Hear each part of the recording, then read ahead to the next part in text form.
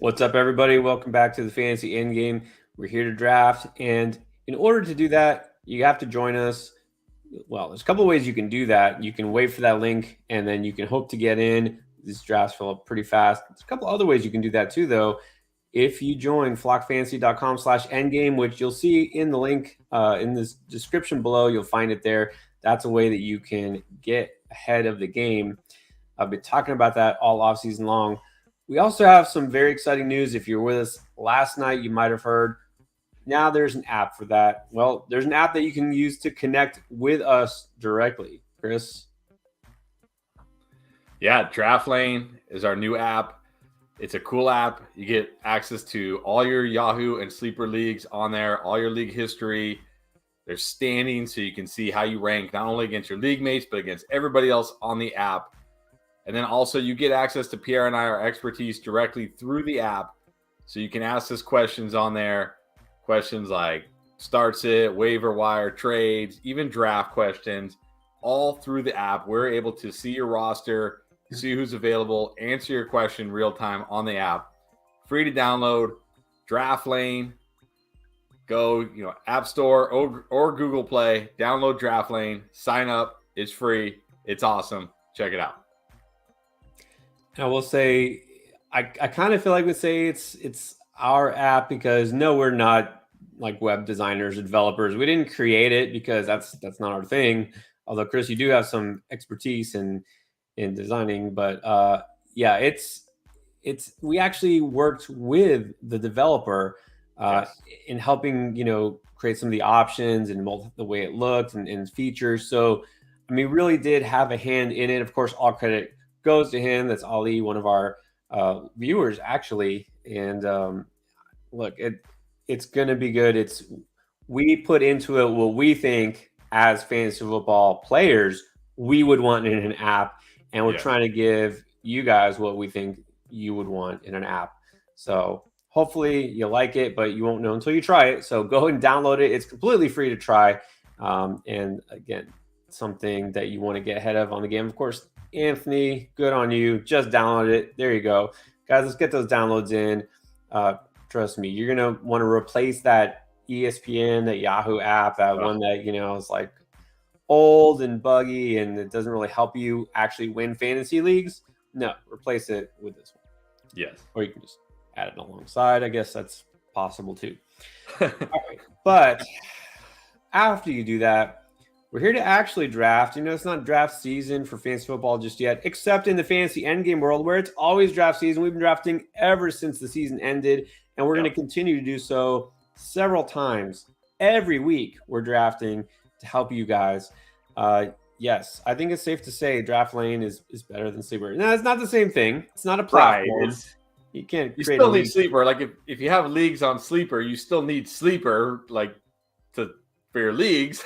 Like it doesn't replace Sleeper. It's not an app for fantasy football leagues. It's an app for your fantasy leagues to view your league history, ask us questions, of course, about your lineups. But it's not a fantasy football platform in the sense like Sleeper or Yahoo or ESPN. You still need those apps. Yes. Yeah. You can't just play a fantasy football league on that app. It's to help you with the leagues that you're already in. Correct. And help connect with us. But Draft Lane plus the Sleeper. How about put that? Yes. Draft Lane plus Sleeper. So if you have Sleeper leagues, it'll import all your data like that. It takes 5 seconds. Honestly, we tried it. We've done this, and it's everything in one place. It's pretty nice. All right, what is up, Marquise? Joining us now. The NFL draft is over. He's ready. Right. Hopefully, draft with us. And then we have a Gator fan who wants to draft with us. I mean, I'm okay with it. I don't know if you are. I guess even a Gator fan, it's fine. Look, I did take Kadarius Toney the other day. Look, you want to draft with us? Here comes the link. Hopefully, you guys want to get in. You can get in if you haven't drafted with us recently. 3, 2, 1. There it goes. We already have a couple people with us because they're in the flock. They already joined. They got their link nice and early. Anthony got his 6th spot there. And then looks like we're almost fun. Alter Nico is at the 7. And we're Alter Nico in our Dynasty League as well. So that's cool. I know. All right, got some new people though. Well, not new, but different from last night, I should say. All right, and what's our We got the setup? bot at the 1. So we're going 2 receiver, 2 flex. That's right. Okay, so I changed it up slightly. So it's 2 running back, 2 wide receiver, 2 flexes. It's a little more flexibility in your build. 1 tight end, full PPR, and the bot Jamarcus Russell is on the clock for pick number 1.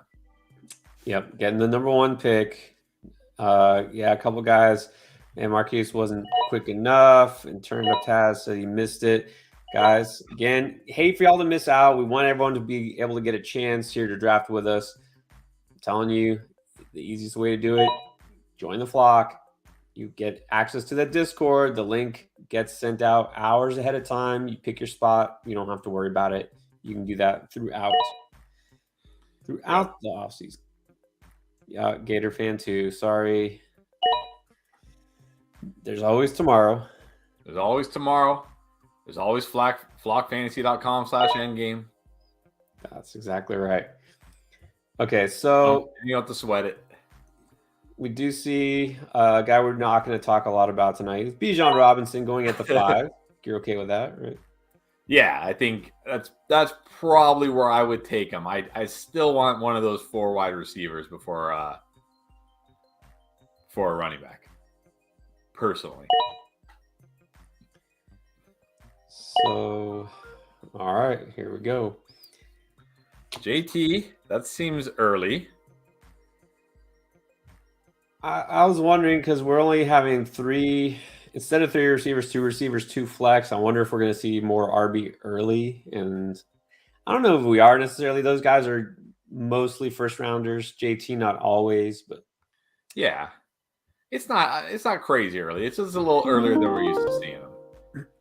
All right. Well, I think because of that pick,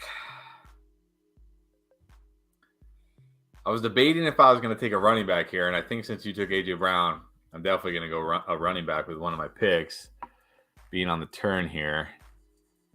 And then I'll probably going to go with, I think I'm going to go running back and then wide receiver. Because again, like you said, it is only a 2 wide receiver league, so don't have to be as deep a wide receiver. Yeah, and so I'm also going to go running back. I thought you might take Eckler. I thought you might do that. I feel like when I'm at the turn, or even if I'm in the early second, if Eckler is still there, I got to take him there.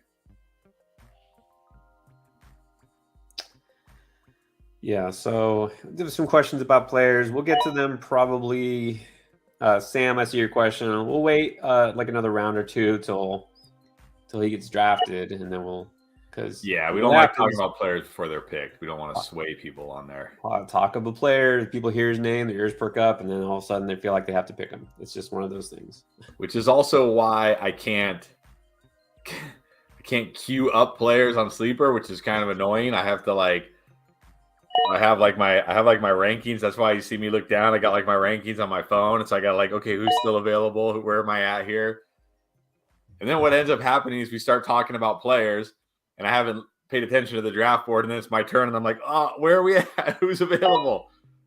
Yeah, you guys know how tough it is to draft and talk at the same time while answering comments. But yeah, don't worry, Sam. We'll get to that. Yes.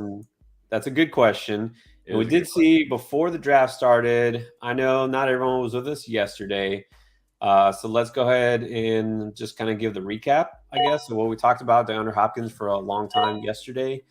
So I think today, I don't know if it's really news, but, speculation. Gotta love speculation. That's basically down to the Bills and Chiefs, right? Like the others are just kind of, but that's just, I don't know. That's media speculation, I think. But even speculation or not, that's just, I talked about this last night. This is what makes the most sense. If DeAndre Hopkins at this point in his career wants to go to the best situation and try to win a Super Bowl, those are the teams. You can say the Eagles, but the Eagles already have AJ Brown and Devonta Smith. What is he going to do? What's his role going to be on the Eagles? Yeah. Those are the tie. And you could also say the Bengals, but again, they have Jamar Chase and T. Higgins. What's his role going to be on the Bengals? So those are the two teams that make the most sense. I still think it will be one of those two teams. I think if we don't have to go into it a ton because we did go into it quite a bit last night. But for me, if he goes to the Chiefs, I don't know. I'd have to look, but I think he'd probably be around like a top 15 wide receiver for me. Bills, I'd probably move him up a little bit because obviously going from Colt McCoy and maybe your boy Clayton Tune and to whoever the quarterback is going to be in Arizona to Josh Allen is a big upgrade. So, but also Stephon Diggs is in Buffalo, so you can't expect. So that's kind of how I view it. If he goes to the Chiefs, he's probably going to be a top 15 wide receiver for me. If he goes to the Bills, I'll still move him up a little bit from where he's currently going, but probably not a ton.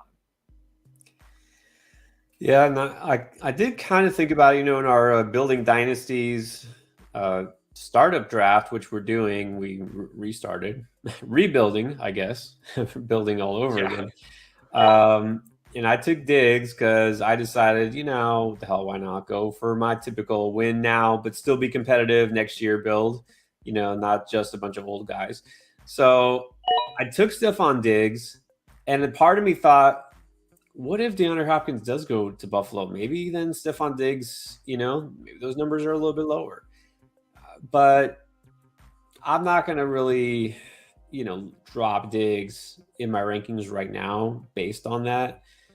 I think it's possible, but to me, Chiefs do make the most sense. I mean, he can just play. They need a receiver more than the Bills do. Yes, they do. I mean, it's hard to say the Chiefs need anything. They keep winning Super Bowls, but they do need a receiver. It's weird. The Chiefs really don't need anything because they've proven they can win no matter what, and the Bills need something because they can't get over the hump. But in terms of just like adding a receiver, it definitely makes more sense in the depth chart for the Chiefs. And of course, if Hopkins really wants to go for a winner, it makes more sense that he goes to the Chiefs. So yes, makes more sense to go to the team that's won 2 of the last 4 and been in 3 of the last 4, like versus the Bills who just keep. It seems like every year, like you said, can't get over the hump. But it also, I think, comes down to how much money does DeAndre Hopkins really want at this point of his career? Is he like okay taking a little less money to go play for the Chiefs and try to win the Super Bowl, or does he still want to get paid? Pretty sure he wants to get paid. I mean, you would think he'd settle for the compromise. Okay, so while we've been talking, there was a massive running back run. Yes, there was. Okay, so that's definitely shifting. It wasn't the first 2 rounds, it was round 3. This is where people are shifting strategies. So knowing who I have after me, what am I going to take? I don't think I'm going to change my strategy too much. I mean, I've got 3 guys here, so I'm taking 2 of them. So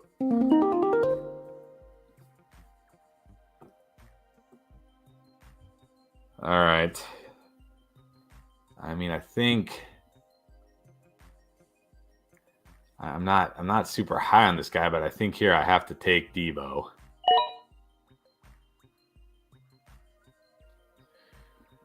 And then it's close between these guys.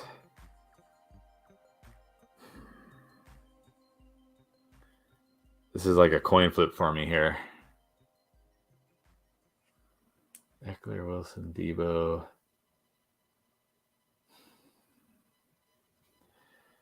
I could really go either way on these guys. I'm going to go with this one. All right. Not bad. I'm not, so I'll just go ahead and say I'm not taking DeAndre Hopkins just yet, but I was curious if you would. No, he's a little lower than these guys for me. Yeah, so that's part of what we were talked about yesterday, where you have him, and what I just said. I do have him a little bit below some younger guys like London and Moore, who are clearly the wide receiver 1 in their offense. If Hopkins goes to Buffalo, he's going to be, I don't know, 1B maybe to Diggs. Yeah. Because again, I said the Diggs and Allen have that chemistry, right? Hopkins still has to come in and, gel with the system and all that. So, in the Chiefs, and I'm going to say it again, he's still not going to be the top target in Kansas City. The top target is Travis Kelce. And yes, he will have probably better value than with Arizona, but I don't think it's going to be a massive leap. I don't think he's a top 10 receiver just because he's in Kansas City, because Kansas City doesn't just go to one player over and over again. They like to mix it up. So anyways, enough DeAndre Hopkins, I think. Yeah, this is a good point. Like maybe it's not just receivers that Buffalo needs. Maybe just more efficiency in their offense. Yeah, there definitely sometimes. That's the thing about Josh Allen. For as good as much as he's improved, he still throws some of these interceptions where you're just like, dude, what are you doing? Like, you're up 10 with 4 minutes to go. Why are you forcing the ball in there and throwing an interception? You know what I mean? So, and I definitely feel like there were times where the Bills didn't take the foot off the gas and just try to control the clock, when they should have just taken the foot off the gas and controlled the clock. Like, sure, there's times where, like, you don't want to, like, take your foot off the gas too soon, but, like, in that Vikings game, they never, like, maybe they just couldn't. They just never tried to establish a run and run down the clock. They just kept throwing, and,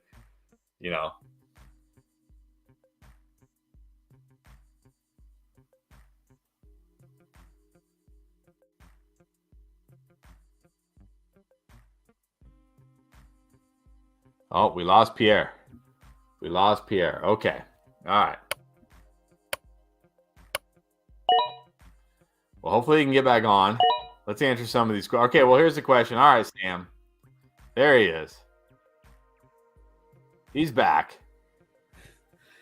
Got sucked into the Matrix temporarily. So Travis Etienne just got picked, so we can answer Sam's question now. What are our thoughts on the Etienne-Bigsby split?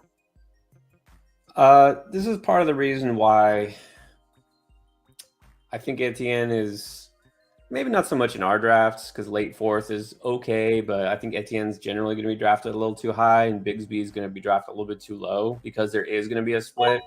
Bigsby is going to see more early down work than people like, and goal line work. And Bigsby looked great. Like, I was talking up Tank before even the NFL draft. And then now we're hearing he was like one of the best players in Jaguars minicamp. So don't be surprised. This is Doug Peterson. He doesn't believe in a workhorse back, right? He's not going to just give one running back all the work, and it's not going to be Travis Etienne. It just isn't. So anyways, remember, Etienne was drafted by that guy who coached that 1 year, who was kicking kickers and decided he was going to run this fun college offense because that's all he knew how to do. And he thought Etienne was going to be like the ultimate weapon for Trevor Lawrence, his buddy, to dump the ball off to, and then they did none of that. Anyways, I'm not out on Etienne completely. I'm just saying I think Tank is going to be a better value for where he's getting picked. So it'll be like, I don't know. I'm not good with these kind of ratios because I always overestimate. 60-40? Yeah, I think that's probably fair. My worry with Etienne isn't them splitting. It's the fact that he wasn't utilized as a pass catching back last year. And there's no reason to think that's going to change. And he wasn't really given a ton of goal line opportunities. So he was very good on the ground. He was very good. And I think he is very good. But if Bigsby takes, say, 30% of his groundwork and just even 10 to 15% of his goal line work, there's not a lot left, right? There's not a lot left here. I still think Etienne will be fine. I think he'll, probably be similar to last year where he'll have some nice games because he's always capable of a big run, right? He's always capable of ripping off a long run at any time. But he'll also have some games where he doesn't score, doesn't catch, maybe only catches one pass, and only gets you 70 or 80 yards, and you're left very disappointed. So I'm not completely out on Etienne. I liked Etienne a lot early in the offseason.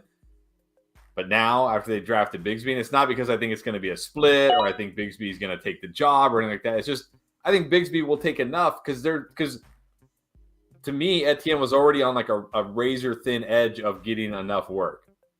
And now, like, he was already on that like line because it's like he's not going to catch 50 plus passes.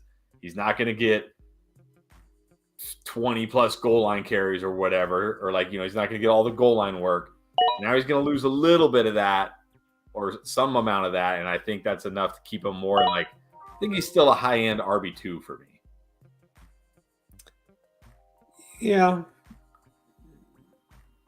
High end to mid-range RB2 for me. I guess probably high end. But here's a high end RB2. Cam Akers, yes.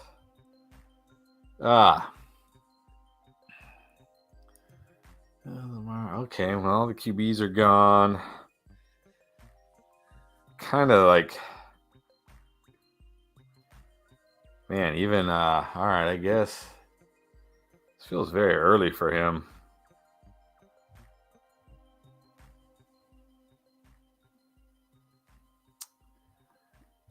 All right, let's do this. Never too early for Gabe Davis.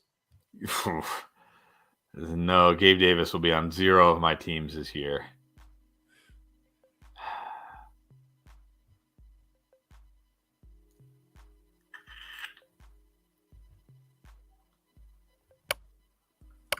Okay, relax.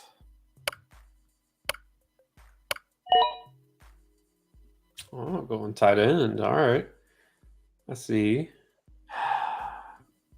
Third tight end off the board. Third year breakout. Feels a little early. It feels a little early for this guy, but I need a running back. So, well, I had him queued up next after I saw Swift and Pierce go, and then I had Akers left. If it wasn't for Akers, I probably would have waited and then tried to get White, which I might not have since you took him. Let's go with.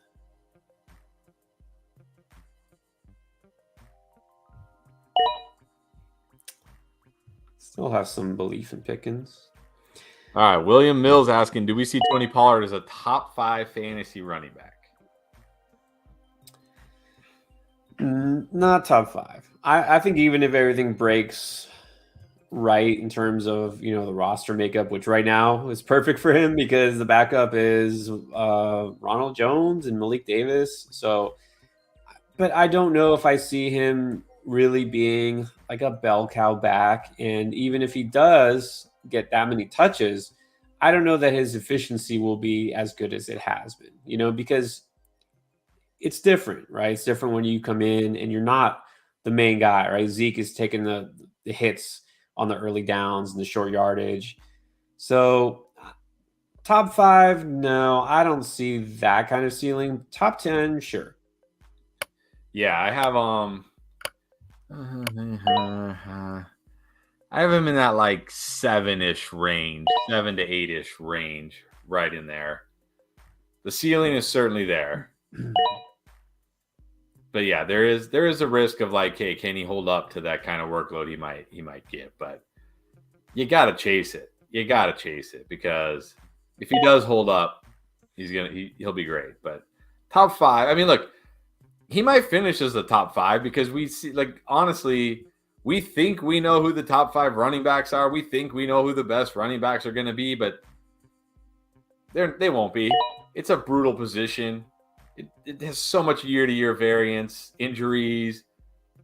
Like, and they're so dependent on, touchdowns and things like that. So could he be top 5? Yes, but that's not where I would rank him. I think where he went in this draft is I think RB9, right? If I'm counting right. I think that's exactly where he should be going. That's about where I would have him. I would draft him before Breece Hall. Yeah. But I would have Ramondre before him. So I think that's just about right. 3rd round, I think that's kind of the sweet spot, early 3rd round. So what you see is what you should get. If you're reaching in round 2, I think that's too much. And then you'll like this one from Kyle because he's got the Dolphins logo. Where do you see Gibbs going? Oh, man, Gibbs is the wild card. He's the guy, like, we have no idea, right? Running backs in Detroit, we don't know what to expect anymore. I mean, I know he was drafted early, but does that really change our outlook on him based on what we thought of him before the draft? Because I mean, you know this better than I do because you were banging the drum on this. Is he's never been used as an RB1 really, and is he all of a sudden gonna get used to that role in Detroit? Is he really gonna get that many touches just because Swift is gone? I mean, yeah, that's I don't that he is the ultimate wild card because we know what he can do in the receiving game. Didn't get used a lot between the tackles, didn't get used at all at the goal line, and likely will not get used much at the goal line at the NFL level. So touchdowns are always going to be an issue. He's never going to be a 15 touchdown guy, probably. 10 feels like even a stretch for him. But at the same time, he's this guy that, like, if you get the ball in his hands in space, I mean, he can make magic happen. So, will Detroit, like, what is Detroit's plan for him? That's the thing. He's the big wild card. I think where he went tonight, I mean, he went at the 5-2. I will gladly take Jahmyr Gibbs at the 5-2. I will gamble on him at the 5-2 in a PPR league. Now, if you're in a standard league, no, I'm probably not drafting Jahmyr Gibbs, to be honest, like very late, because you're not going to get the benefit of all those pass catches. But 5-2, I would definitely gamble on that. Yeah, and I don't know. I just don't know that I can guarantee he's not going to just be the next DeAndre Swift, meaning you're going to get really blown away sometimes by what you see, and then you're going to get really frustrated. We see David Montgomery come in at the 2-yard line and get the touchdown. You're going to see that he only gets 11 touches in a game. You're like, what are they doing? Like, what do you mean? This is what they've been doing the last 3 years. Like, that's what they're going to continue to do. So that's my issue with Gibbs. It's got to be a good value. Yeah, I agree. In the 5th round, sure, definitely worth it, because even if it's making you want to pull your hair out sometimes, you get those boom games, that's still going to help you. But yeah, I'm definitely not putting him in even the same conversation as Bijan Robinson. No way. Totally different players. All right, Gator fan also asking, which backfield would you rather have a part of? Jacksonville, Seattle, or Detroit? A part of? I mean, it depends on the part, right? That's a trick question. You have to draft the backfield. You want the Seattle backfield, the Jacksonville backfield, or the Detroit backfield? I'm wanting, out of those, the Seattle, because I like Kenny Walker, and I know Charbonnet now is good for, I'm going to say 50 receptions more, probably. He's going to have that job locked up. Yeah, I just trust the way they use running backs more. Pete Carroll loves him some running backs, right? Doug Peterson is a little flaky with that, and Detroit we just finished talking about. So give me Seattle. I was going to go Detroit because I feel like Gibbs out of every player in these backfields has the most potential upside. He's got a lot of risk, but he's got the most upside. Also, I think Montgomery could have double-digit touchdowns in that offense, and we know their offensive line is great. I would go with Detroit. The offensive line advantage does go to Detroit, that's for sure. But Seattle got better in that sense also. And then King asking me Pitts over Hawk. I mean, I'm going to be honest. I don't love that Pitts pick. In hindsight, I probably should have gone like Christian Kirk. I don't love that Pitts pick. I'm not going to lie. As far as Pitts over Hawk, though, I'm not super high on Hawk either. But I actually was going to ask you that exact question after you took him, because we see Hawkinson going pretty high. And I know you're not crazy about Hawkinson, but a lot of people are taking him over Pitts.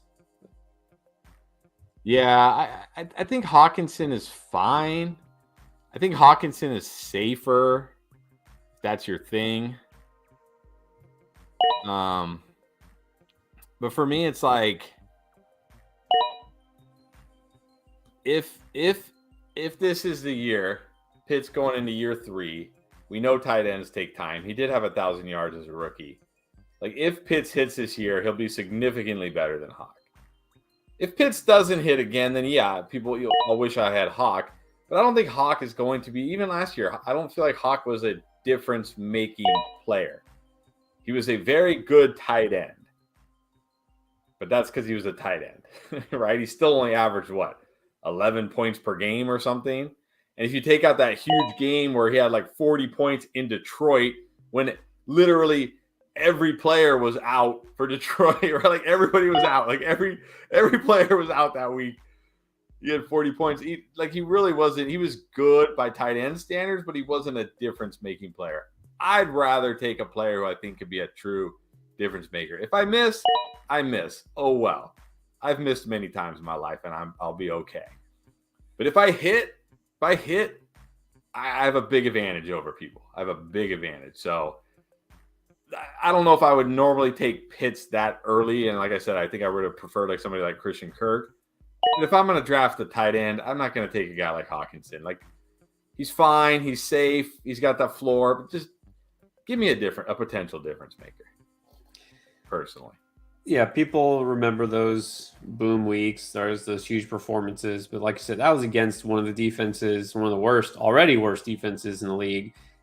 And they were banged up. So, and then let's remember, they just drafted one of the best receivers coming out of college who's going to soak up a lot more targets in the middle. A lot of times tight ends take up those targets that the wide receivers can't handle. Now they got somebody else who can handle it. That's why I know we're both big on Jordan Addison. So yeah, Hawk will be fine, but I'm not reaching for him either. Yeah, Hawk will be fine. Like, I don't think anything. He'll be fine.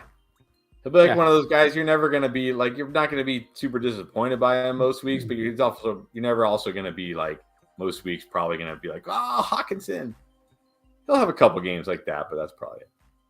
Yeah. And they say, I'm asking, Aaron Jones in the 6 is criminal. Is he missing something? Well, Aaron Rodgers is gone. I mean, I know that doesn't, you think, that's maybe that's good for him. And, maybe to some extent, but I don't know. Is it really good for the whole offense in general? I mean, you got to believe in Jordan Love and that they're going to be just as efficient. They're not going to go 3 and out as often. Although Aaron Rodgers last year wasn't really that great. So maybe it won't be a big drop off, but also he's a running back. He's a year older. AJ Dillon's younger. I don't think it's criminal. I think it's reasonable. 5th round is really more where he should be going. But yeah, Aaron Jones just, again, does he have that upside to be a guy who's going to carry you, from week to week? He really doesn't. I mean, he'll have those boom weeks. He's good in PPR because he'll still catch passes, but it's kind of a 50-50 split now, isn't it? Especially late in the season. Wasn't Dillon almost taking over the backfield? Yeah, there's a lot of worries here for me for Aaron Jones, and I think he'll be fine. I think he's like a serviceable RB2, but even though his efficiency was still there last year, his points per game dropped quite a bit. His usage wasn't there like what we're used to, and I did just put this out today. He's now over the dreaded 1,200 touch mark, and he's old. So he's old by running back standards. And I showed, look, I did a lot of this research last year, and I posted this article on Flock Fantasy today. And last year when I did this research and I was saying, hey, beware of guys like Dalvin Cook, Alvin Kamara, Joe Mixon, guys were like, oh, like in the data, even though I looked at like 10 years of data, they're like, in the data you looked at, none of the running backs were as good as those guys. You're looking at running backs that aren't as good as those guys. Well, guess what? Now what? Now what's the argument? Because those guys were all over the 1,200 touch mark going into last year, and they all saw significant drops in their points per game output. So it's just a sad state. Look, I love running backs. Barry Sanders is my favorite player ever, but it's just a harsh truth. Like, there's just a point where running backs start to decline, and Aaron Jones is at that point. There's no doubt about it. I still think he'll be fine. I think he'll be serviceable. But yeah, like you said, he doesn't have that upside anymore. So wherever, 5th round, 6th round, 7th round, wherever. Like he's just like a whatever player to me. Like, okay, he's fine, I'll take him. But this is not a guy I'm going to draft very much because, again, I'd rather try to shoot for a difference maker. Like, okay, I thought about Aaron Jones where I took Rachaad White. And maybe Rachaad White will bust again. But Rachaad White has a clear path to elite volume. Maybe he won't be very good. Maybe he won't get it, but at least the path is there. So, right. And then, you think by the time you get to the 6th, 7th rounds, like you want somebody who's kind of solid and, is going to get playing time, is going to get you points. That really doesn't move the needle. No. You take a swing, and if you miss, oh well, you're probably going to the waiver wire anyways. The draft isn't where you're going to win your league, really. That's not, unless you happen to get the one guy who's going for 2,000 yards or whatever. But that's exactly the point. Take a chance on one of those guys. And Javonte Williams is not one of those guys. All right. No. I think you're gonna snipe me right here. Let's see. I'm gonna try my hardest. Let's see.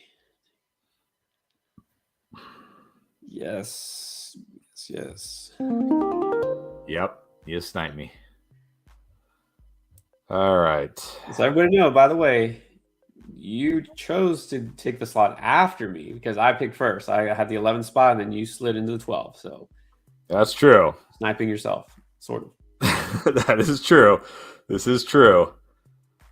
Oh man. I think I'll take this as a compliment, right, for our team. So the back end looks better than the front. Yeah, sometimes it does.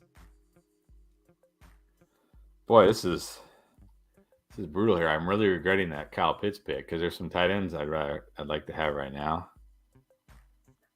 And that's, we say it, we gotta live it. It's like it's kind of Kelsey or wait, right? You might as well wait.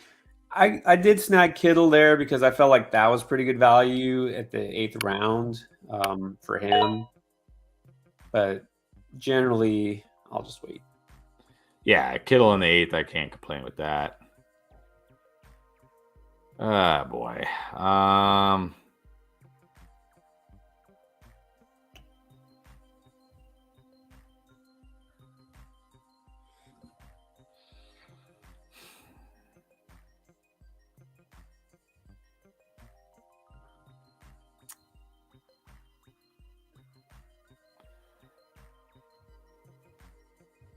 I haven't been drafting much of this guy. Let's go with him. I like him.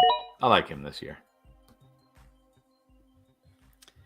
Who did you get? Mingo. All right, there you go. There's one could be the top receiver in his team. Yeah, I like him year 1, and maybe beyond. We'll see. And there you go. I took a piece of that Jags backfield. I would have actually taken Charbonnet if he was available, but he wasn't. So Royland asking about the Draft Lane app. Which endgame host has the better lifetime record? I don't know. I would have to check. But so this particular app, it's Sleeper and Yahoo, right? You can import leagues from Sleeper and Yahoo. I haven't even actually done a Yahoo fantasy football league for a couple of years. I think the last 2 years I wasn't even in one. A couple of years before that, it was actually some public league that I happened to join a long time back, and it somehow stayed together for years. But yeah, so my Yahoo, a lot of my Yahoo leagues are from like the 2010s and the 2000s. So I have no idea. The record. I don't even have my Yahoo leagues on here. So Pierre has the most titles. He has 2. I have 1. Yeah. And Sleeper, only been using Sleeper a couple of years, really. That's the problem is I joined a lot of leagues, but I have on all different platforms. I used to have a lot on MFL, my fantasy league, and now I don't use that at all. Unless MFL, like Fantrax, all kinds of terrible sites. Come on, way too complicated. And then I've been playing a lot of best ball. I have some dynasty leagues on FFPC. Couple other, there's so many. So yeah, I guess the answer to that question is I don't know. Well, you can go on Draft Lane and check right there. I guess we can check. Yeah. All right. How about this? A dynasty question. We like dynasty questions. James, thoughts on Breece Hall's value? 2 firsts and a second. Are you taking that in a super flex league? Man. In a super flex league, 2 firsts and a second, it would be hard to pass that up, I think. If you're a rebuilding team for a running back, I guess I don't usually say this, but I think I probably would take the picks. Yeah, I mean, it depends on the picks. If they're going to be fairly early-ish, then yeah. But if they're going to be – because here's the thing. I think Breece Hall is great for a rebuilding team because even if this year is a lost year, that's okay. You're rebuilding. And next year, he's still only going to be 23. And he'll be fully healthy next year. I want everybody to remember this. I want everybody to remember next year, when we're all over Breece Hall, we were saying it this year, that next year we'll be all over Breece Hall. Because that's what happens with ACL. It's the second year from ACL. That's when guys get back to full health. But he'll only be 23. He'll still be very young. So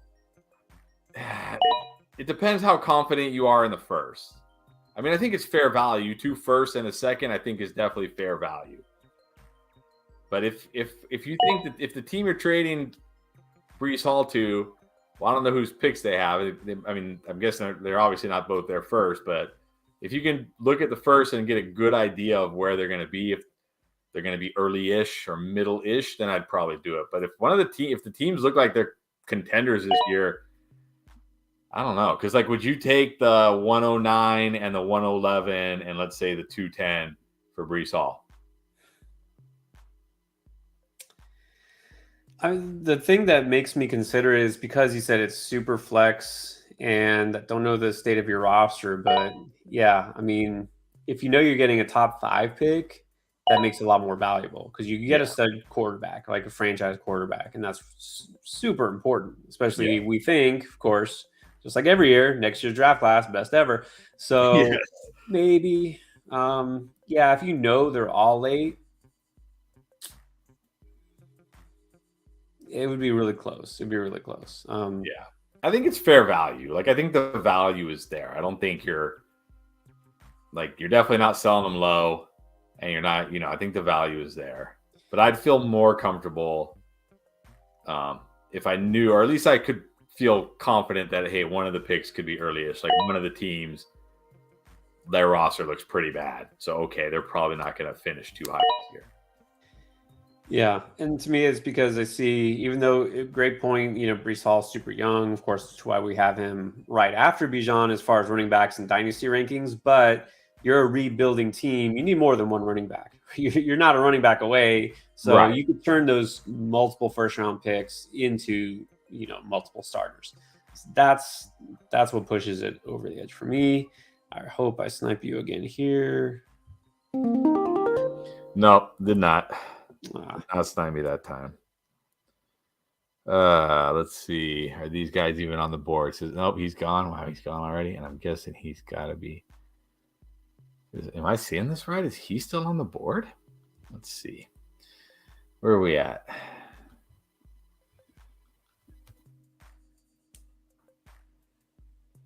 Oh, I'm not seeing it right. He's not on the board. Okay.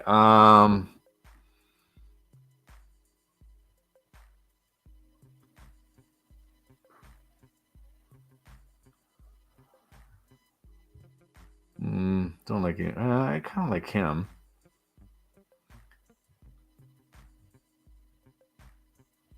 Again, I can't even look at my rankings. I don't even know where we're at in the rankings. Okay.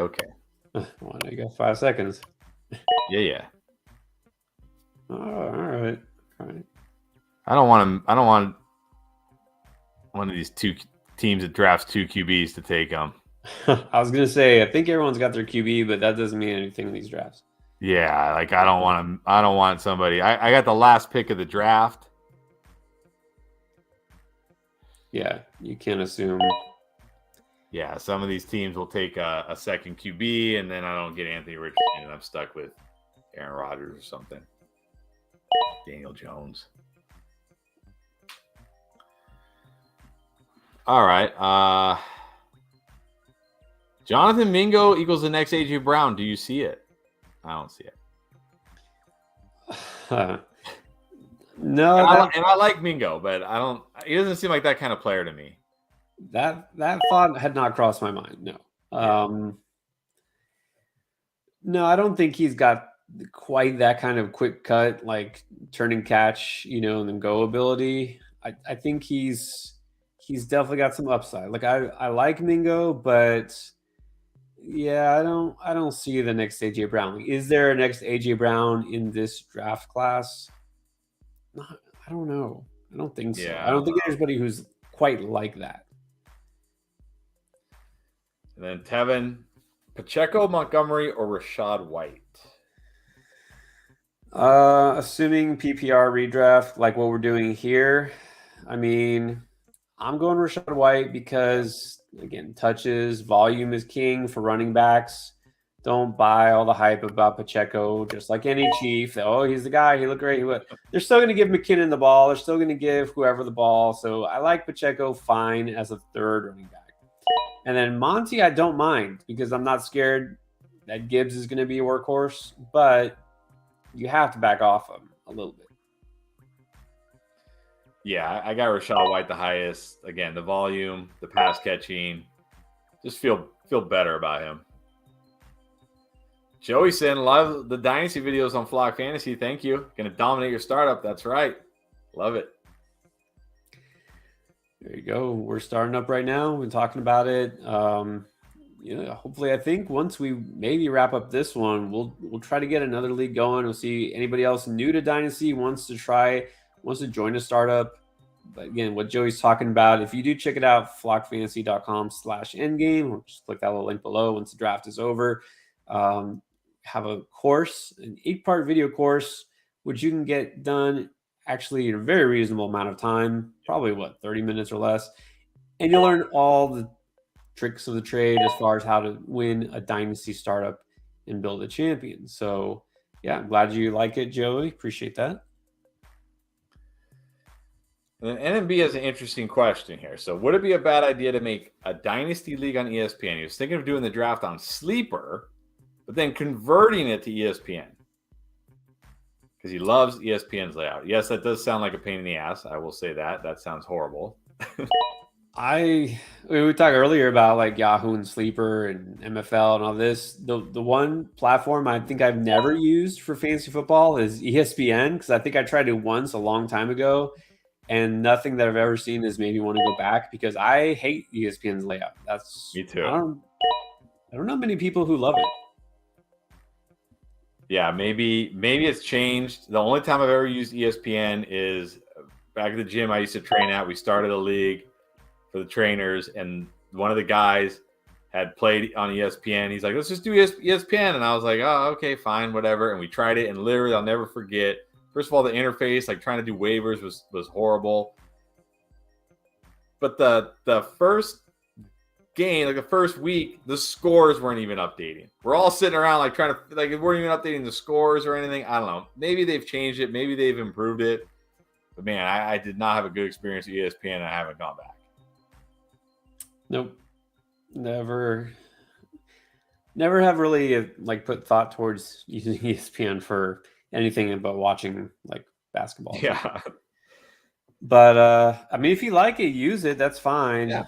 You do what works, but it's not my cup of tea. Yeah, when will their ADP be updated? I don't know. I don't use ESPN for that either. I use Fantasy Pros.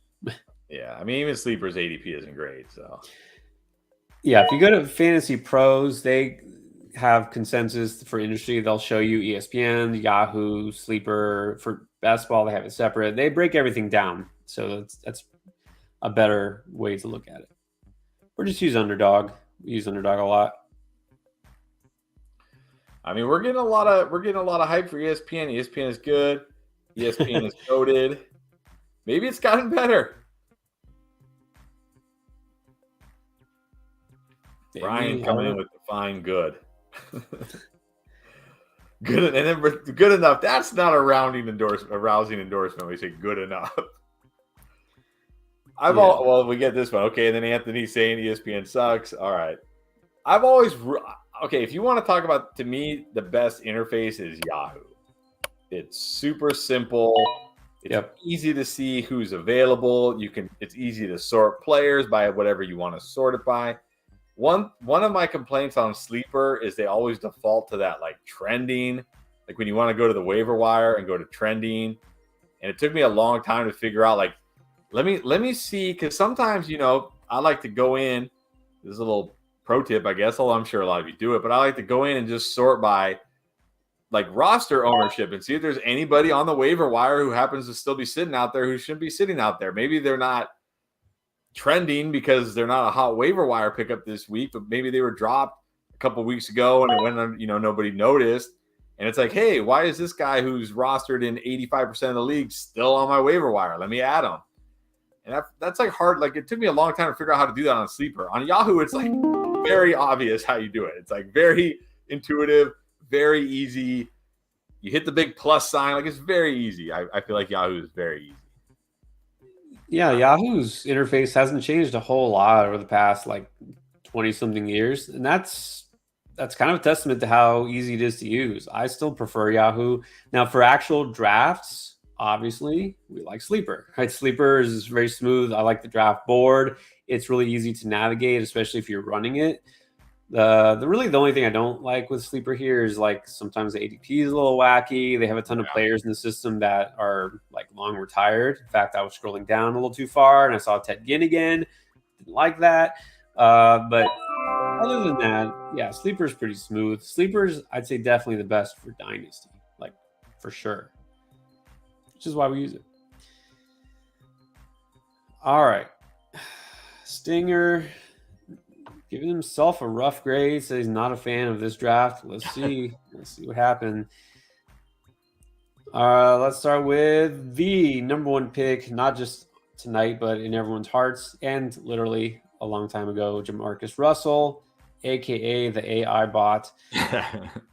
We think, we don't know. All right, Justin Jefferson, that's a smart pick. Amari Cooper, Josh Jacobs, Ayuk, Dobbins, Dotson, Watson, Damian Harris. It's a little early for Damian Harris. Nico Collins, Jamal Williams, Pierce Ford, and Chig. I gotta say, I think it's a good draft. I think it's a solid draft. It's not my favorite draft from our bot friend here, Jamarcus Russell. I mean, he got some good value, like Jacobs at the third. I think that's good value. Ayuk, I don't know. It feels okay. I do like the Dobbins pick. Dotson, okay. But yeah, like you said, Harris, even Nico, it feels a little early for Nico. Jamal, like, I do like Pierce. I mean, Ford's a dice roll. Chig is okay. It's a solid team, but I don't know. I feel like it doesn't. Maybe I'm just used to his teams being really good, and so I'm grading him harder. I mean, it's solid, definitely solid. I really don't have anything to complain about, but being that it was the number one, I feel like a little early on some of these picks. I know when you're at the end, of course, you don't have much choice, but I mean, it's a solid. NMB went with Chase, Derrick Henry, Jalen Hurts, Hollywood, Jahmyr Gibbs, Lockett Burks, The Muth, Shane, Shaheed, Chase Brown, Rondé Moore, and then Tyler Boyd. What do you think?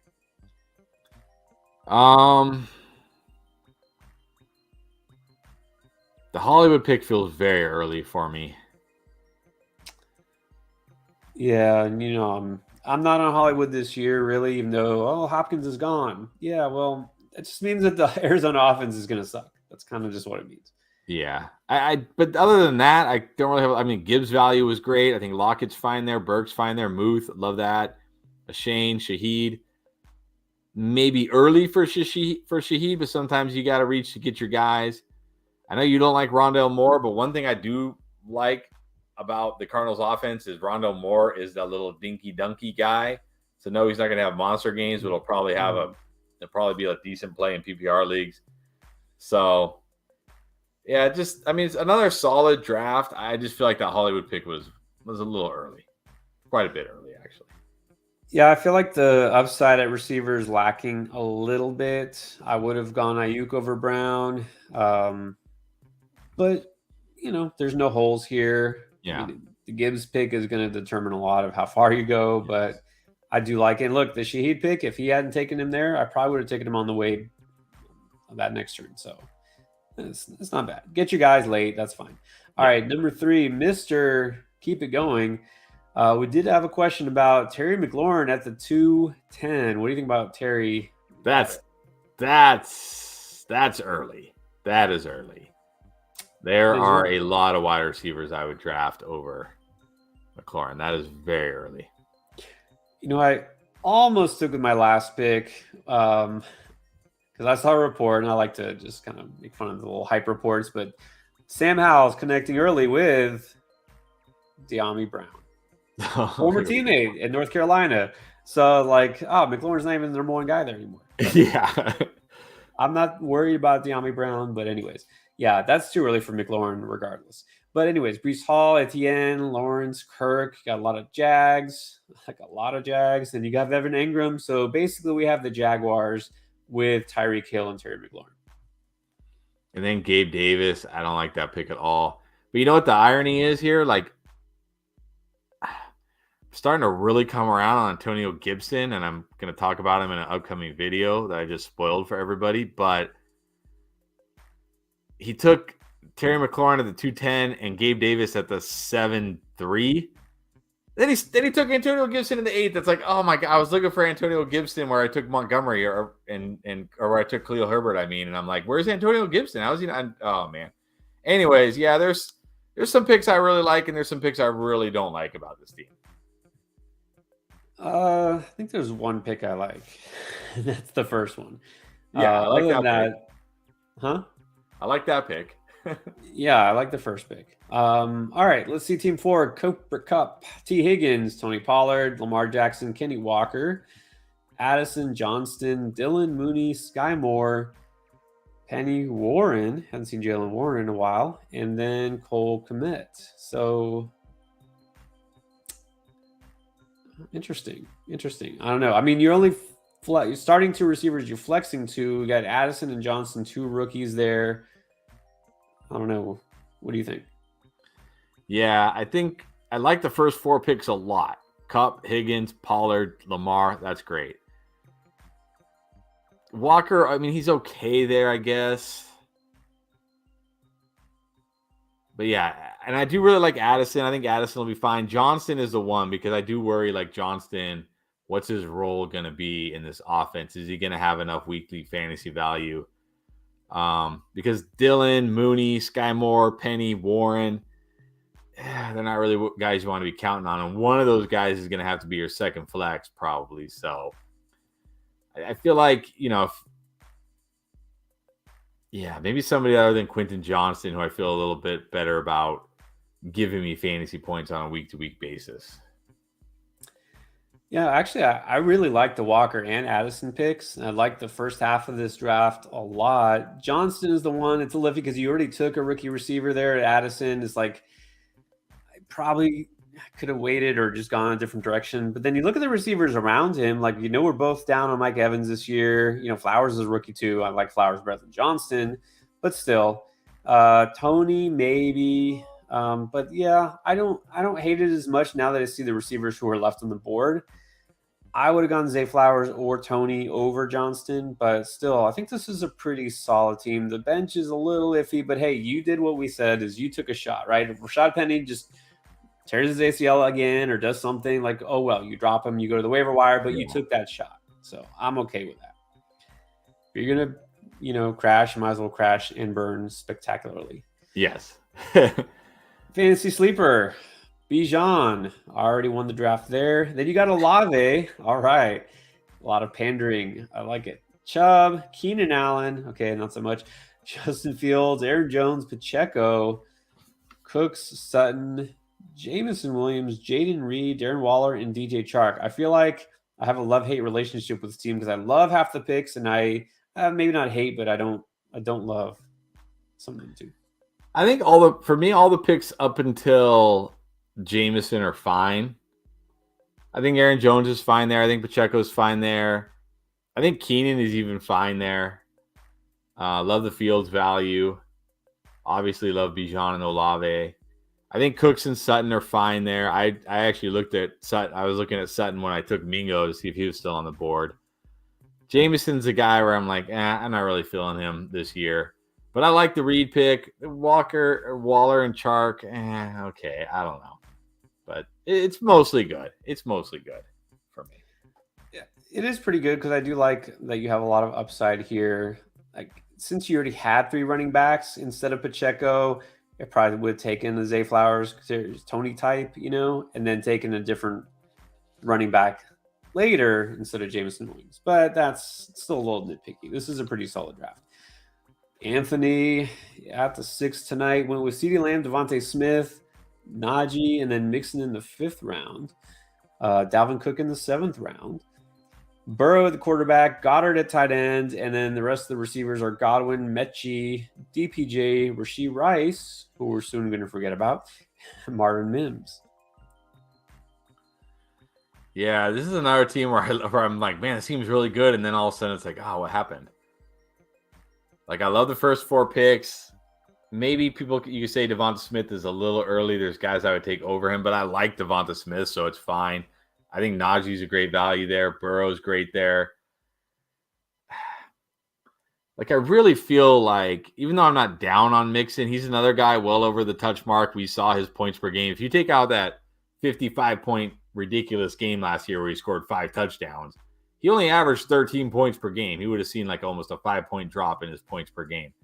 I don't think we're going to see a better Mixon than that. So I think he's one of those guys that's fine. He's serviceable, but I think you could have waited. You could have gotten like a better wide receiver 3 and then still gotten guys like Aaron Jones, instead of Mixon.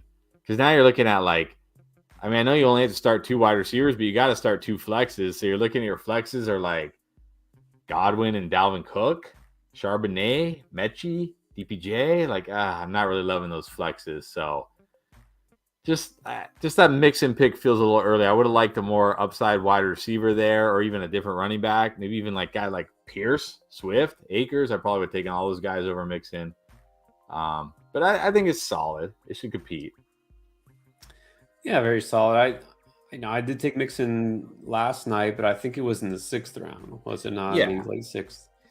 So yeah, you could have got a receiver there instead, any of those running backs instead, and taken a different guy there. I would have preferred Swift and then Addison or something like that. Again, not bad. Mixon and Godwin, definitely not bad players, but maybe their upside is a little bit more last year than this year. Yeah. Alter Nico. What's up, Nico? CMC, Mahomes, round 2, early quarterback and early tight end with Mark Andrews, and then Ramondre. So then your receivers look like this: Pittman, Deontay, Mike Evans, Rashad Bateman, Juju, Thielen, and Lazard. With Kamara. What is up with that? Okay, this is another team. What is up with the end of this draft? We got Kamara, Juju, Thielen, Fournette, and Lazard. I mean, we got a guy who's probably going to be facing a lengthy suspension, a guy who was in the best possible situation last year and now is in one of the worst possible situations, a guy who's complete dust, a guy who's also complete dust and isn't even on an NFL team, and then a guy who just never has been. Yeah, Lazard has never really done it. So, look, Nico, appreciate you being here, and I know you're checking in and see what happened on Team 7.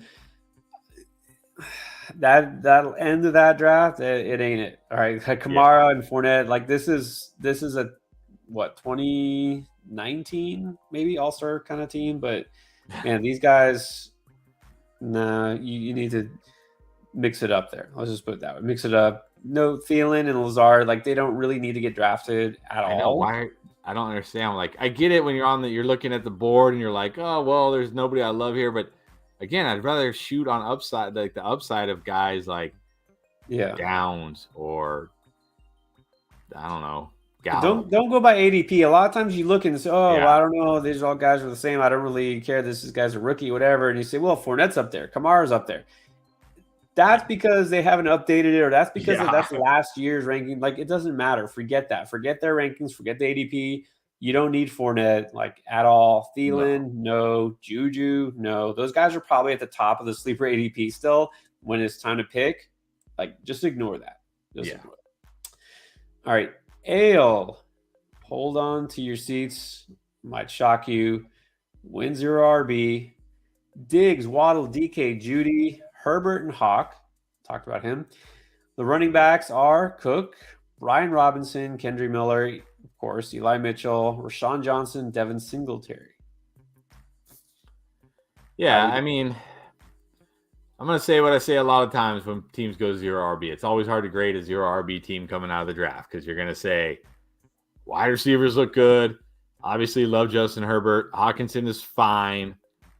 Then you're going to look at the running backs and you're like, you're starting James Cook and Brian Robinson every week, and that's not going to give you the warm fuzzies. So, but I think for a 0 running back build, this is very good because between Cook, Robinson, Kendre Miller, maybe even Rashawn, you could have 2 weekly starters. Something happens to CMC. We know what Elijah Mitchell can do, at least for the 2 or 3 games before he gets hurt. Singletary probably going to have a role in Houston, so it's a good 0 running back team. It's always hard to grade these teams coming out of the draft. But I will say for a 0 RB build and for an AL team, it's not my favorite really because, DK as a wide receiver 3, okay, fine. And then Judy is fine, but I still don't love him in the 4th round, even though he's your wide receiver 4. But yeah, it's because you have nothing else that he's all you're drafting is wide receivers. Herbert was a good value, but then the Hawk thing, like I said, a little early.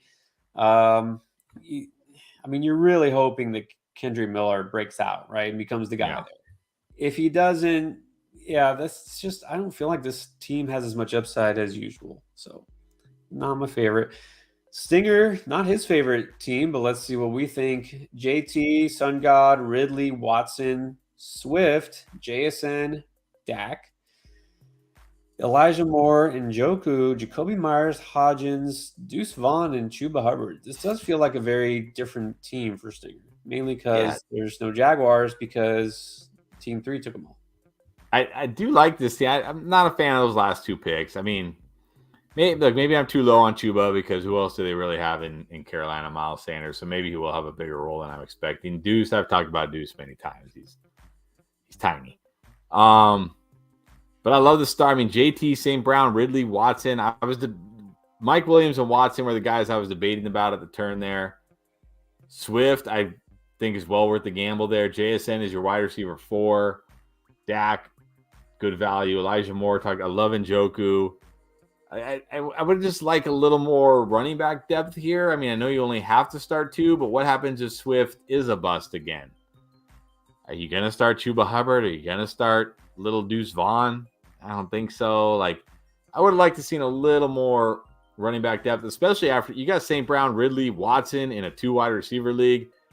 You don't need all these wide receivers. I would like to see some more running back depth, but I don't think it's as bad as you think it is. Actually, I think this is a pretty good team. I kind of like it. Your starting lineup is going to be really good. You have a ton of upside.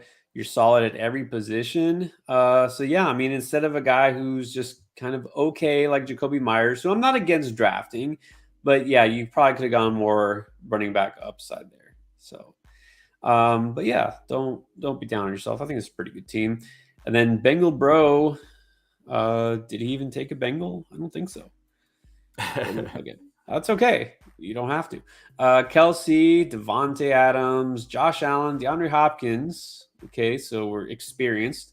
And then we go Damian Pierce, Miles Sanders, Zay Flowers, and then James Conner, Javonte, Odell Beckham, Jerick McKinnon, Michael Thomas, and Romeo Dobbs. Very interesting. Nothing else. This wins the oldest team award for sure. Yeah.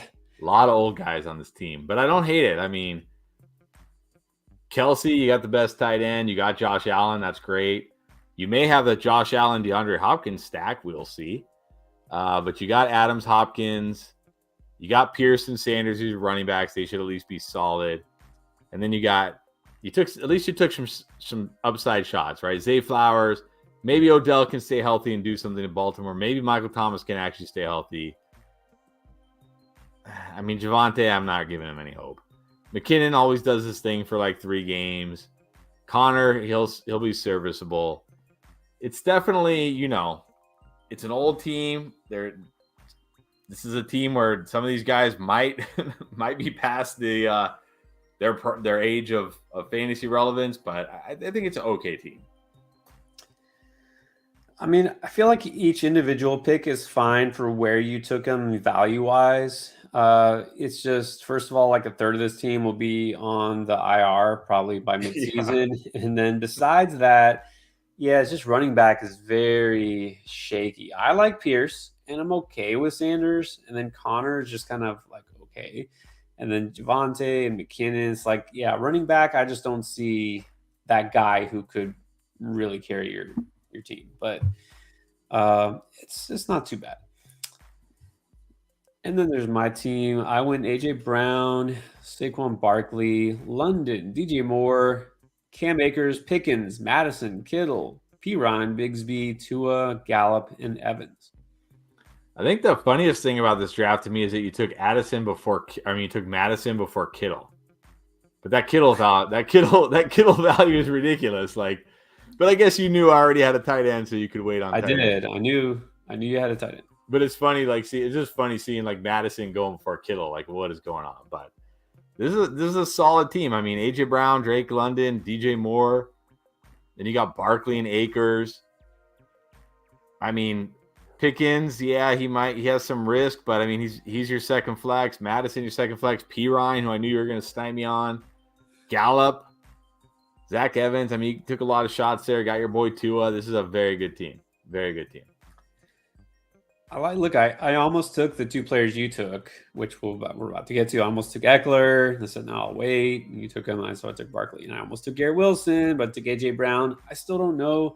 I don't feel like Garrett Wilson necessarily belongs in the first round, but I don't know that I like A.J. Brown better than him necessarily either. You know what I mean? So it's like I'm torn between those guys. Yeah, but they feel pretty close.